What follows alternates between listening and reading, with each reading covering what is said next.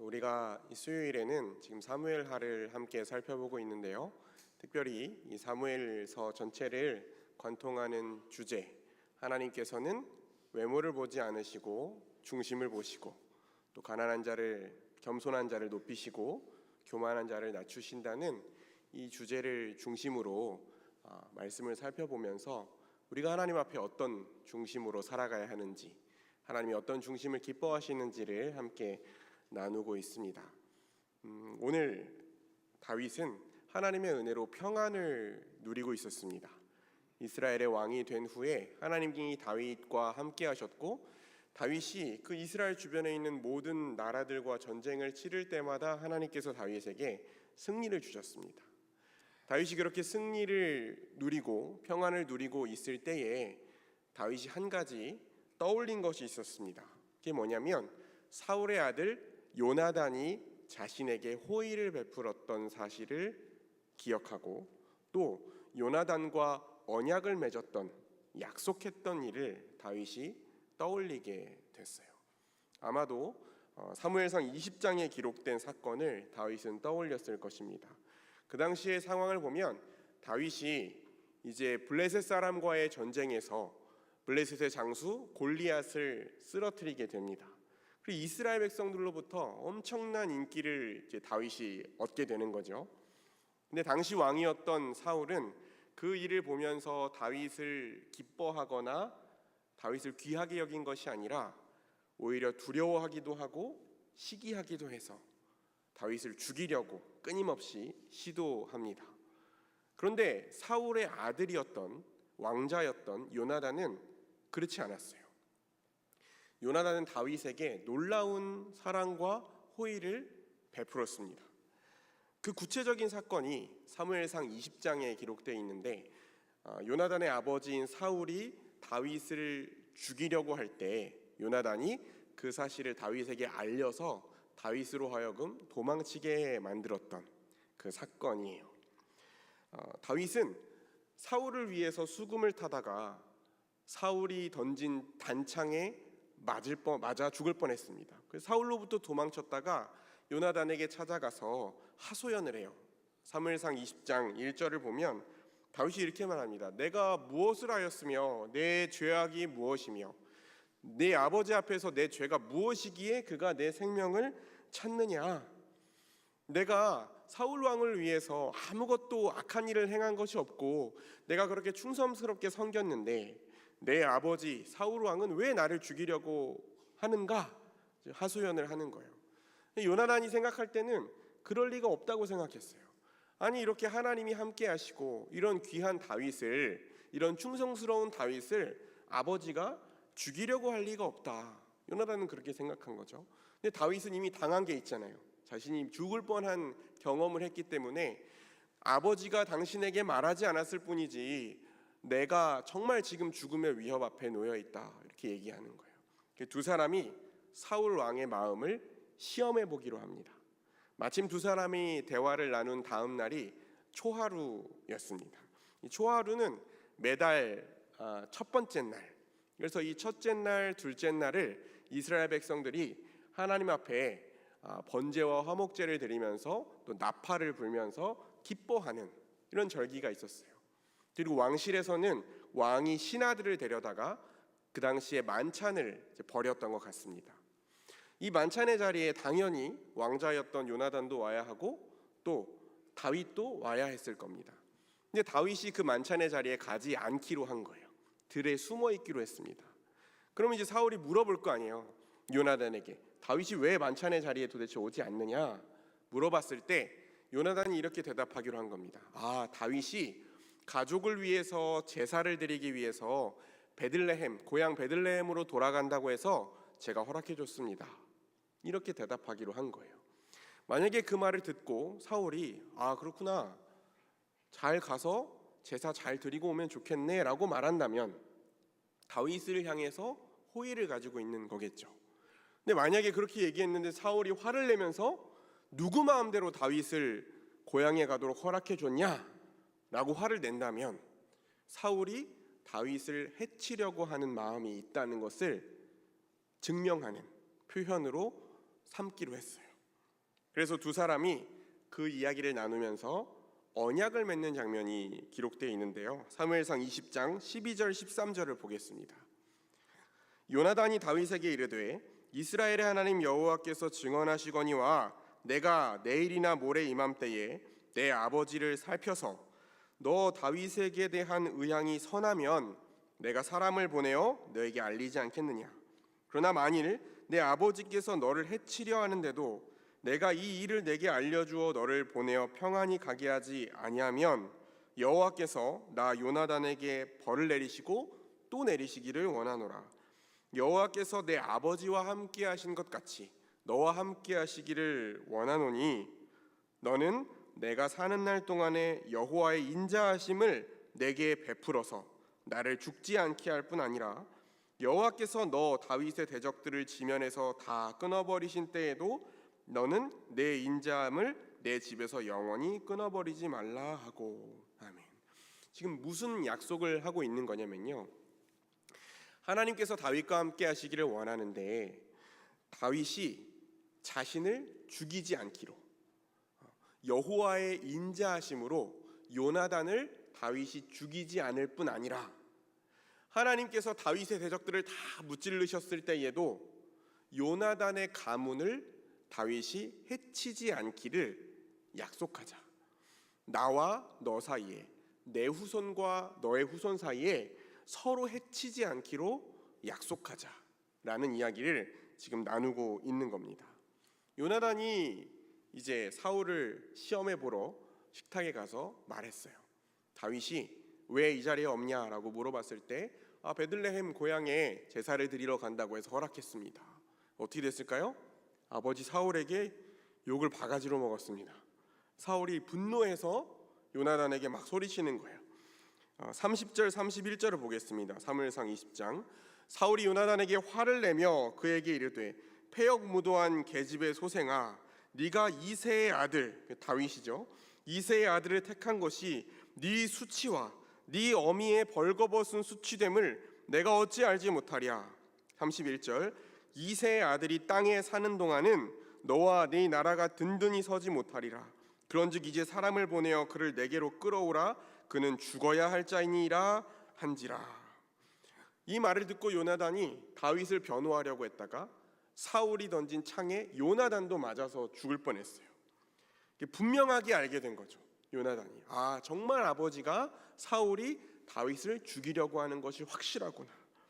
그래서 결국에는 다윗에게 이 사실을 알리고 다윗과 함께 울면서 여호와께서 영원히 나와 너 사이에 계시고 내 자손과 내 자손 사이에 계시리라 이야기를 나눴어요. 여러분, 요나단은요, 사울 왕의 아들로서 왕위를 계승할 권리를 가진 왕자였습니다. 다윗이 이스라엘의 왕이 될 사람이라고 한다면 가장 먼저 경계하고 가장 먼저 다윗을 제거하려고 했어야 될 사람은 요나단이에요. 사울이 말한 것처럼 이새의 아들 다윗이 땅에 사는 동안은 사울과 요나단의 나라가 든든하게 서지 못한다. 이 말이 맞는 말이에요. 사울의 말이 맞는 말입니다. 그런데 그럼에도 불구하고 요나단은 오히려 다윗을 죽이려고 한 것이 아니라 죽음으로부터 구해줬어요. 도망갈 길을 열어줬습니다. 다윗이 이 자신이 이스라엘의 왕이 되어서 평안의 날을 맞이했을 때 이 요나단의 호의를, 요나단의 은혜를 기억한 것입니다. 근데 여러분, 요나단은 도대체 어떻게 이렇게 다윗에게 놀라운 호의와 자비를 베풀 수가 있었을까요?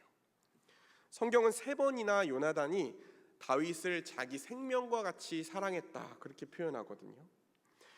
요나단이 그토록 다윗을 친밀하게 사랑하고 또 호의를 베풀 수 있었던 이유는 요나단이 여호와를 경외하고 신뢰하는 신앙이 있었기 때문입니다.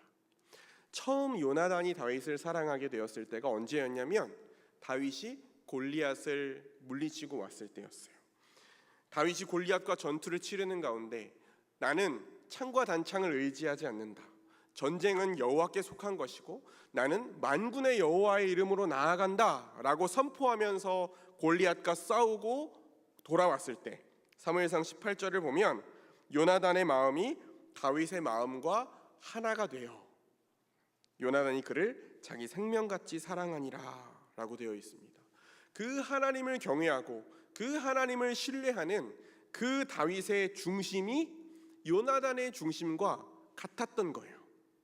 그렇기 때문에 요나단이 그 하나님을 사랑하는 마음으로 다윗을 사랑하게 된 것입니다.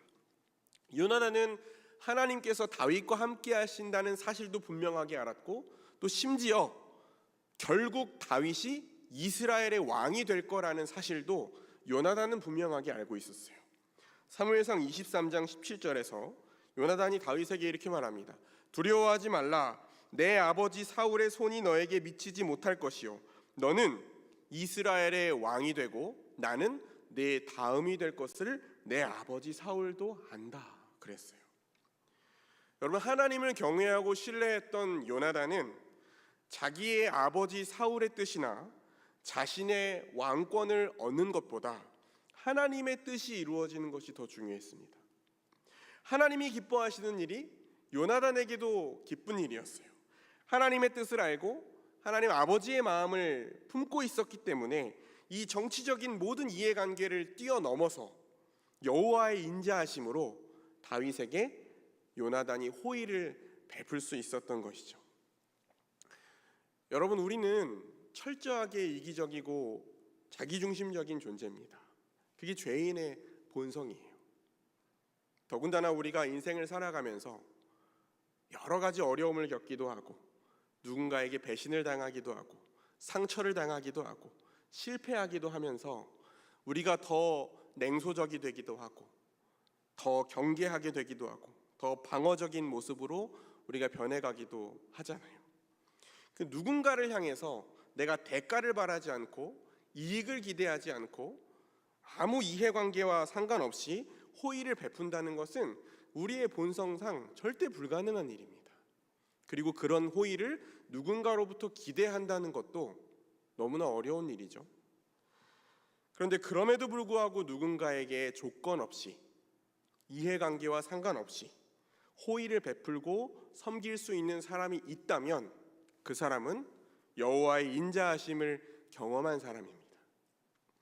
나와 같이 완악한 죄인, 나와 같이 자격 없는 자를 죄와 죽음의 지배로부터 구원하시기 위해서 자기 아들 예수 그리스도를 십자가에 내어서 죽게 하신 그 하나님의 무한한 자비와 사랑을 믿음으로 받아들인 사람, 그리고 그 사랑과 자비를 경험했고 지금도 경험하고 누리고 있는 그 사람만이 이 하늘로부터 쏟아져 내려오는 그 사랑과 자비로 누군가에게 조건 없는 호의를 베풀 수 있는 거예요.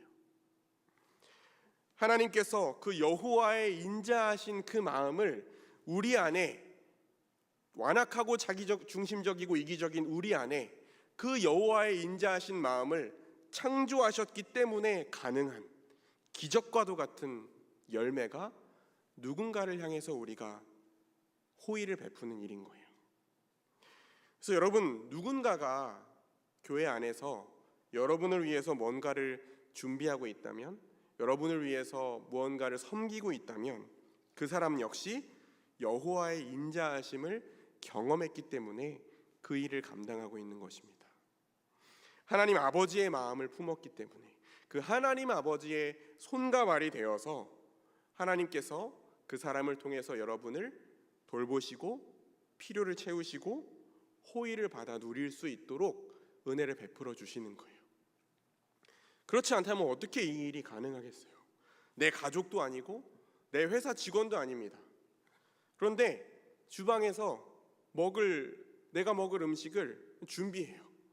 오늘도 지금 오전에 우리 실버대학 어르신들 식사 준비하셨던 권사님들 예배 드리러 나오셨는데 먹을 식사를 준비합니다. 먹으면 치워주고 설거지도 해요. 내 가족 끼니 챙겨 먹이기도 쉬운 일이 아닌데 행사를 준비하고 선물을 준비하고 연락하고 안부를 묻고 기도를 합니다. 신경을 쓰고 마음을 들이고 시간을 들이고 돈을 드립니다. 왜 그렇게 합니까? 돈 벌기 위해서 합니까? 아니죠. 돌려받기를 기대해서 합니까? 아닙니다. 결코 공짜가 없다는 세상의 이해관계에 의한 것이 아닌 거예요.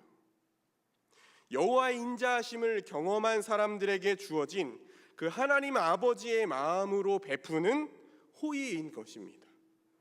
이익을 위해서나 누군가의 강요에 의해서가 아니라 자발적으로 기쁨으로 세상에서는 결코 경험할 수 없는 섬김이 이루어지고 있는 것이죠. 이 땅에 예수 그리스도께서 이 땅에 하나님 나라를 시작하셨다는 증거가 바로 이 조건 없는 호의와 섬김인 것입니다. 여러분, 어쩌면 내가 너무나도 당연하게 여겼던, 익숙해서 감사할 줄 몰랐던 그 섬김의 손길들이 당연히 하는 거지, 그렇게 생각했던 그 섬김의 손길들이 하나님 아버지의 마음을 품고 하나님의 손과 발이 되어서 행하는 기적과 같은 일들이라는 사실을 깨닫고 기억하고 감사하고 귀하게 여길 수 있는 저와 여러분이 되시기를 주의 이름으로 축원합니다. 그렇게 다윗이 요나단이 베푼 호의를 기억하고 요나단의 약속을 떠올린 후에 다윗이 사울 가문 중에 남아있는 자가 누가 있느냐 찾습니다. 하나님의 은총을 베풀고자 하는데 사울의 가문을 섬겼던 시바라는 종을 불러옵니다. 그래서 물어봐요. 사울 가문 중에 남아있는 자가 있느냐? 네, 요나단의 아들 중에 무비보셋이라는 다리를 저는 아들이 하나 남아 있습니다. 지금 마길이라는 사람의 집에 있습니다. 다윗이 그 무비보셋을 데려와라. 무비보셋이 다윗을 찾아와서 다윗 앞에서 엎드려서 절합니다. 여러분, 무비보셋이 얼마나 두렵고 떨렸을까요? 그렇죠? 역사를 보면 이 왕조가 바뀐 뒤에 그 이전 왕조의 자녀들을 숙청하고 그 반란의 씨앗을 제거하는 일이 얼마나 흔하게 반복됐어요. 그런데 그 잠잠히 있던 무비보셋을 다윗이 굳이 찾아서 부르는 거예요. 그 앞에 엎드렸습니다. 다윗이 네가 무비보셋이냐? 무비보셋이 대답해요. 보소서, 주의 종입니다. 그런데 다윗이 뭐라고 말합니까? 오늘 우리가 읽은 사무엘하 9장 7절 말씀에 다윗이 그에게 이르되 무서워하지 말라. 내가 반드시 내 아버지 요나단으로 말미암아 내게 은총을 베풀리라. 내가 내 할아버지 사울의 모든 밭을 다 내게 도로 주겠고 또 너는 항상 내 상에서 떡을 먹을지니라 그랬어요. 사울 가문에 있었던 모든 재산들을 무비보셋에게 그대로 다 돌려주겠다.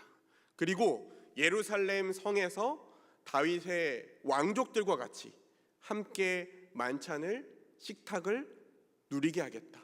뿐만 아니라 그 사울 가문을 섬겼던 시바에게 명령해서 이 사울의 땅을 너와 내 자녀들과 네 종들이 경작해서 이것을 통해서 무비보셋에게 먹을 것을 제공하고 돌보고 섬기라고까지 다윗이 명령을 내립니다. 8절을 보면 이 말을 들은 무비보셋이 자신을 낮추면서 이 종이 무엇이기에 왕께서 죽은 개와 같은 나를 돌아보시나이까, 그렇게 얘기해요. 이 죽은 개라는 표현은 다윗이 사울 앞에서 자신을 낮췄던 표현이기도 합니다. 여러분, 무비보셋은 몰락한 사울 가문의 남은 씨앗이었고 두 다리를 저는 지체장애를 가진 사람이었습니다. 정치적으로 따지자면 이전 왕조의 씨앗이었고 실리적으로 따지면 다윗에게 그렇게 도움을 줄 수 있는 사람이 아니었어요. 그럼에도 불구하고 다윗이 이토록 살뜰하게 이 무비보셋이라는 사람을 챙기고 돌보고 호의를 베푼 이유가 뭡니까? 7절을 보니까 네 아버지 요나단으로 말미암아, 네 아버지 요나단으로 말미암아 내게 은총을 베풀리라. 사울의 아들로서 왕위를 물려받을 왕자였지만 자신의 왕위를 위협하는 다윗을 찾아서 잡아서 죽이려고 한 것이 아니라 그가 살아갈 길을 알려주었던 그 사울로부터 도망칠 수 있도록 도왔던 그 요나단의 호의를 경험한 다윗이 요나단의 손길을 통해서 신실하게 약속을 지키시는 하나님의 그 호의를 받은 다윗이 자신이 받은 조건 없는 호의를 아무 자격 없는 무비보셋에게 흘려보낸 것입니다. 이것이 하나님의 조건 없는 은혜와 호의를 받은 사람들, 교회 공동체 안에서 누군가의 섬김과 아버지의 마음으로 베푼 그 호의를 받은 사람들이 마땅히 보여야 하는 반응인 거예요. 그 호의가 계속해서 교회 공동체 안에서 끊임없이 흘러가야 되는 것입니다. 이 호의가 흘러가는 것을 끊어지게 하는 사람이 있어요. 호의를 호의로 여기지 않고 당연한 것으로 여겨서는 안 됩니다.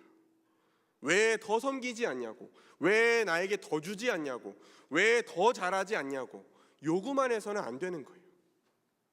누군가가 마음을 들여서 기도하면서 정성스럽게 준비했는데 불만부터 말하는 경우가 있습니다. 흠부터 지적하는 경우가 있어요. 어떻게 됩니까? 기쁜 마음으로 하던 그 섬김의 손길을 힘없이 떨구게 만드는 거예요. 흘러가던 호의를 끊어버리는 것입니다. 하나님 아버지가 주신 그 귀중한 섬김의 마음을 소멸시켜버리는 거예요. 여러분, 교회 안에서 누군가를 섬기고 있는, 교회 안에서 자신의 시간과 마음과 정성을 들여서 봉사하고 있는 그 대부분의 사람들은 그렇게 할 의무가 없는 사람들입니다. 당연히 그 일을 해야 되는 사람은 없습니다. 비난이나 지적을 받을 이유가 전혀 없는 사람들이에요.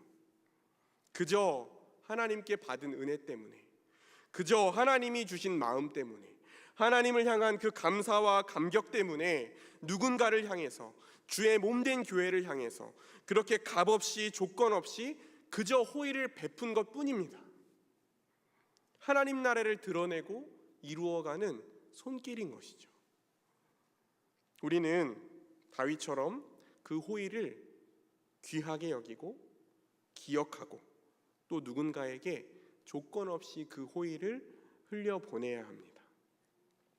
여호와의 선하심과 인자하심을 깊이 경험하고 신뢰하고 아무 자격 없는 자에게 값없이 베풀어 주시는 그 하나님의 은혜를 경험한 성도로서 우리가 누군가에게 조건 없는 호의를 흘려보낼 때 그 호의가 또 누군가에게 흘러갈 것입니다. 그리고 그 하나님의 호의가 흘러가는 모습을 통해서 세상은 이 어두운 땅 가운데 밝게 빛나는 하나님 나라를 보게 되는 거예요. 이 땅에 소망이 어디 있냐? 예수 그리스도의 복음의 능력이 어디 있냐? 하나님의 거룩한 나라가 어디 있냐? 소망이 어디 있냐? 라고 얘기할 때 저기 저 값없이 아무 조건 없이 호의를 흘려보내고 있는 저 사람들을 봐라. 세상에서 결코 발견할 수 없는 이 이기적이고 자기중심적인 세상에서는 눈 씻고 찾아봐도 발견할 수 없는 그 사랑과 자비를 흘려보내고 있는 저 사람들을 봐라. 저게 하나님 나라의 영광이고 저게 예수 그리스도의 복음의 능력이다 라고 말할 수 있게 되는 것입니다. 이 말씀을 기억함으로 다윗과 요나단과 같이 아름답게 호의가 계속해서 흘러가는 모습, 하나님이 보시기에 기뻐하실 만한 조건 없는 섬김이 우리 대전 남부교회 공동체 안에서 끊어지지 않고 날마다 더 풍성하게, 더 충만하게 흘러갈 수 있기를 주의 이름으로 축원합니다. 기도하겠습니다. 하나님 아버지, 자신이 왕이 되기 위해서는, 자신이 왕의 영광을 누리기 위해서는 제거해야 했던 다윗을 여호와 하나님의 인자하신 마음으로 사랑하고 호의를 베풀었던 그 요나단을 기억하고 아무 자격 없는 무비보셋을 향해서 그 호의를 다시 흘려보냈던 다윗의 이야기를 살펴보면서 우리 자신의 중심을 하나님의 말씀에 비추어 봅니다. 하나님이 우리에게 베풀어 주신 그 놀라운 자비와 사랑과 호의, 그리고 교회 공동체 안에서 수많은 주의 몸된 교회 지체들을 통해서 내가 받은 호의와 그 섬김을 내가 정말 귀하게 여기며 기억하고 있었는지, 그리고 그 호의를 누군가에게 흘려보내고 있었는지, 이 시간 돌아볼 때에 하나님, 우리가 받은 호의를 더 기쁨으로 감사하며 귀히 여기게 하시고 그것을 기억함으로 말미암아 누군가에게 그 하나님의 사랑과 호의를 흘려보내므로 우리 대전 남부교회를 통해서 예수 그리스도의 복음의 능력이 드러나며 하나님 나라의 영광이 이 악하고 음란한 세대 가운데 밝게 드러날 수 있도록 역사하여 주옵소서. 예수님 거룩하신 이름으로 기도드립니다. 아멘.